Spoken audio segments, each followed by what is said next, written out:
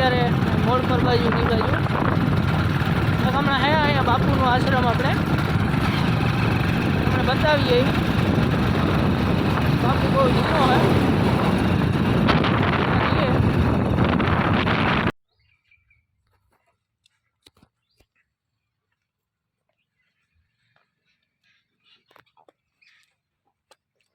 આપણે અત્યારે આવી ગયા છો અહીંયા બાપુની જગ્યાએ. આ બાપુનું મંદિર ને એવું બધું ઘણું બધું બાપુએ અહીંયા કર્યું. આપણે બાપુનું નામ છે ખડેશ્વર બાપુ ગયા અહીંયા. એવી આપણે અંદાજિત તો 15 વર્ષ થઈ ગયા હે, પણ તો બાપુ આગળમાં કંઈ છે નહીં. હમણાં આમાં મળે એટલે આપણે એને પૂછીએ. બાકી જામ અંદર છે ગાયું બાયું બધું રાખ્યું બાપુએ અહીંયા. બાપુને બહુ જાજો ટાઈમ થઈ ગયો અને બાપુ સારા માણસ છે. આ બાપુની ગાડી છે.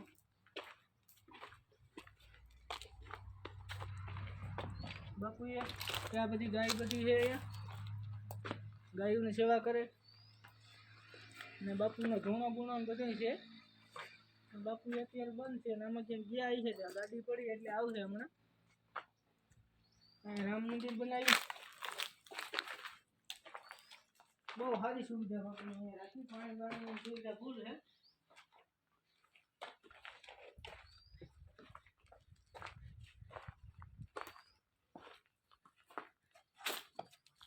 અહીંયા મંદિર છે માતાજીનું. આ બધા બાપુના કરે છે.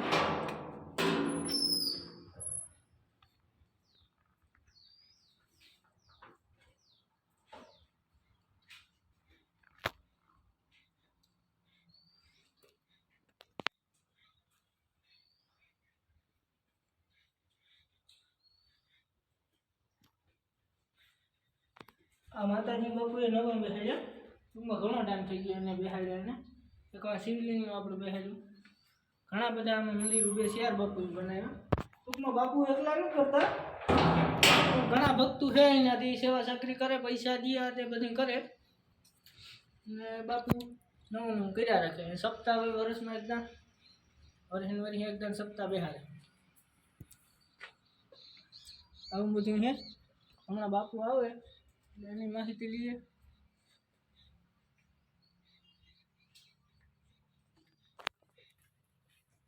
આને ઘણો ટાઈમ થયો.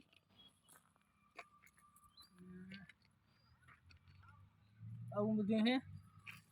જગ્યાએ બહુ સારી છે.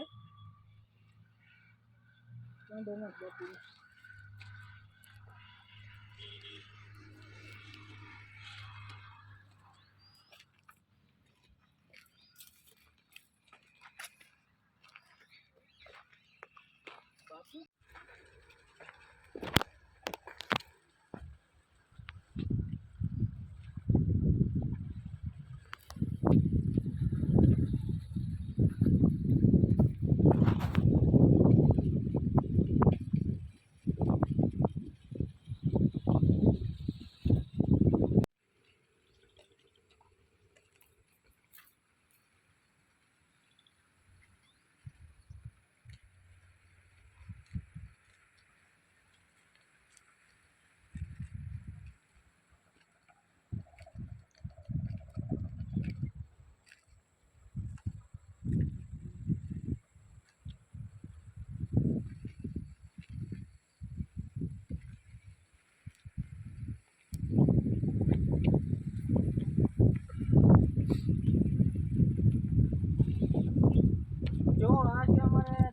ડેમ અહીંનું હનુમાનગઢ અમારે અહીંથી પાછળ જ રહી જાય. આ ડુંગર અડો આવે પછી ટૂંકમાં અંધારું થઈ જાય તો દેખાય લાઈટું નામ તેમ. ડેમ અહીંથી અમારી વાડી થાય ઓછામાં ઓછી 5-6 કિલોમીટર. અમારે અહીંથી પાણી ત્યાં લાગવું પડે. હવે આપણે આમ જઈએ ત્યાં એક મંદિર છે વાસરા દાદાનું, બહુ એકલા છે, તમને બતાવીએ. બાકી લોકેશન અમારે સારું છે. અહીંથી અમે માટી બાટી હાથતા બહુ સારું છે બધું.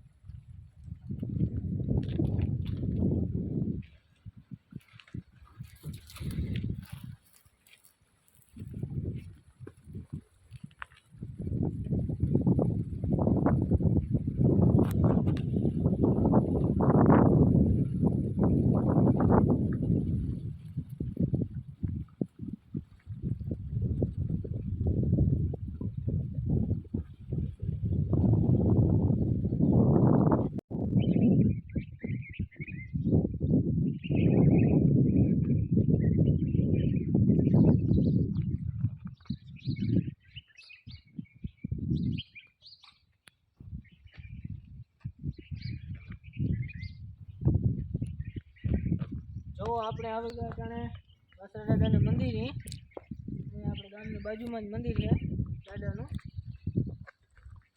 જૂનું મંદિર છે, બહુ જૂનું.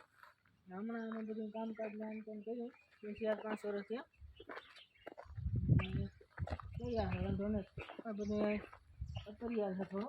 તમારા ગામની નજીક છે. દર્શન કરો તમે.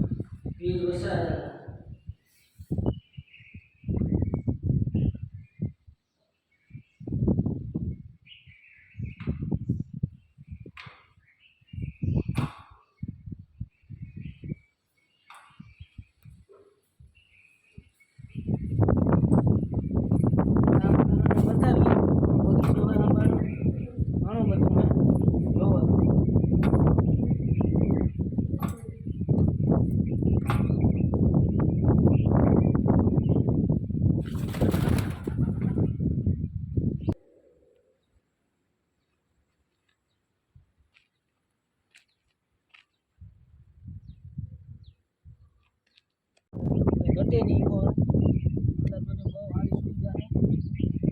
આપણે અત્યારે હજી એક જગ્યાએ જવાનું છે ત્યાં પૂગાય પછી કાલે ગુજરાત જ્યાં અત્યારે તમે અહીંથી જોઈ લ્યો.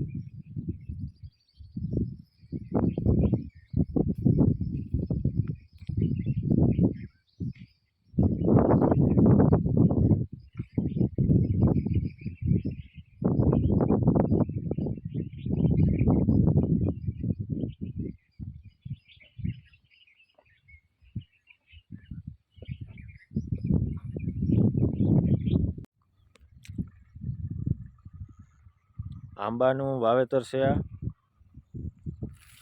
હારે ઘઉં પણ છે. ઘઉંનું બી આ વાવેતર છે. એમ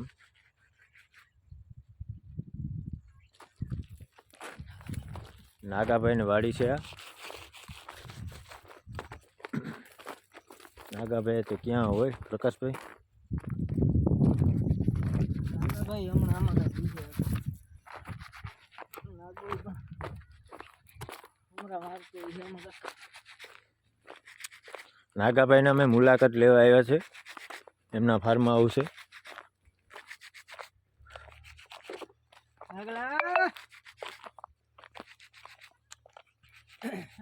બહુ જબરદસ્ત લોકેશન છે. આવો નાગા ભાઈ આવો.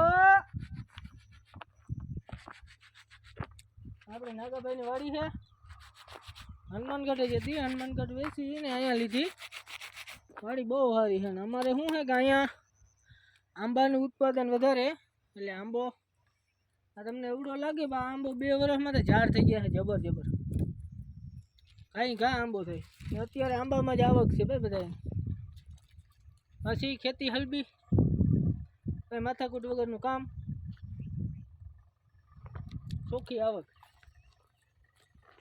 પેલા વયા આવે નાગાભાઈ એ પોતે જ છે. એમ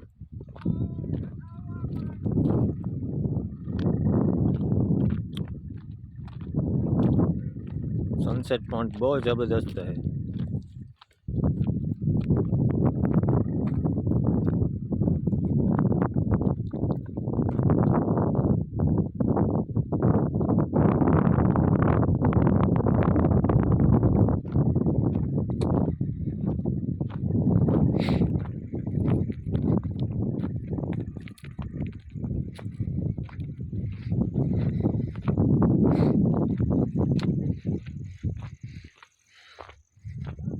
ધાણાનું વાવેતર છે આ.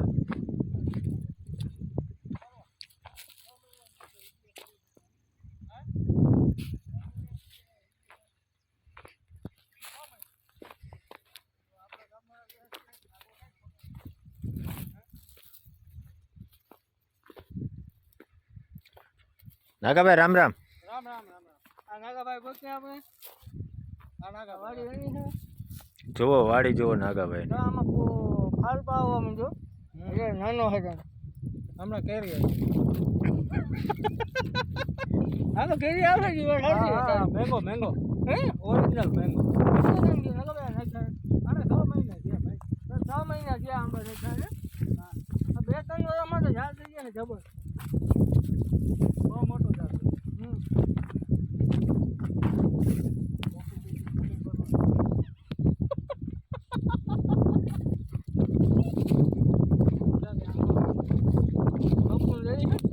બાપુ રેડી એમ ને તો ને ફેરફાર હે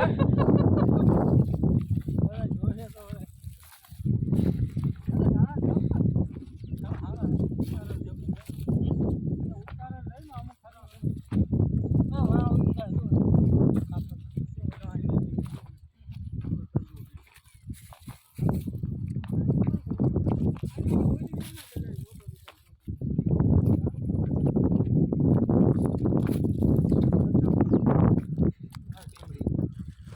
આ બોર કરો છો ને